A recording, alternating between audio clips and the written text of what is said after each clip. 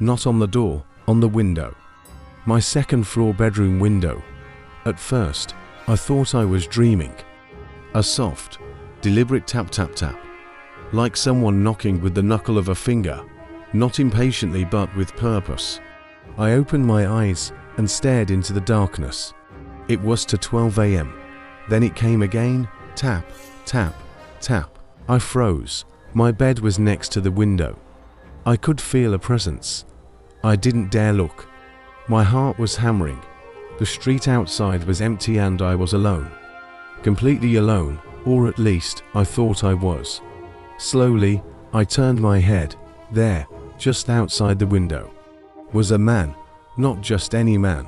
He was wearing a white shirt, soaked from the misty rain, and his head was tilted to the side at an unnatural angle, as if it had once been broken and never healed properly. He had no expression, just a wide, empty eyes staring through the glass. I wanted to scream, but something stopped me. He wasn't moving, just watching. Then, in one fluid motion, he lifted his hand and pointed, not at me, behind me. I spun around. There was nothing there. When I turned back, he was gone. The next morning, I told myself it was sleep paralysis, a dream. Something my brain cooked up between midnight and madness. But when I looked at the glass, I saw it. A single wet fingerprint. That day, I barely spoke to anyone. I live in a small town where everyone knows each other, and no one locks their doors until now. At work, I couldn't focus. I kept checking the clock, dreading the night. When I got home, I pulled all the blinds, turned on every light, and told myself again, dreams aren't real.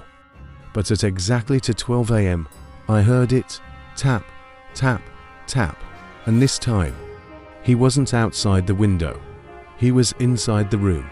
I bolted upright. The window was open. The cold air rushed in like a scream, and standing at the foot of my bed was the man. That same crooked head, same wide, dead eyes. But now he was smiling. He didn't speak. He didn't move. He just stared. Then, he pointed again, behind me. I didn't turn this time. I just ran. I didn't care that I was barefoot.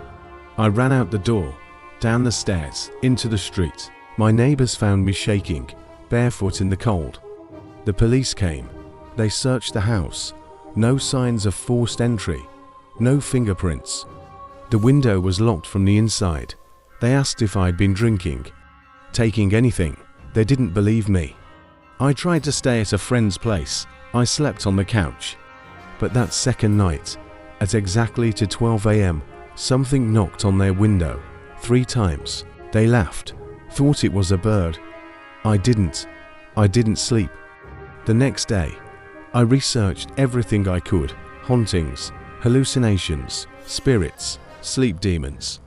But none of it explained what happened next, because I found a photo. It was in an old newspaper archive online. From 1976, local teacher murdered in home invasion. There was a photo of the victim. His head was bent, his shirt soaked in blood, his eyes wide and empty. It was him. He died in the very house I now lived in. I called a priest. He laughed.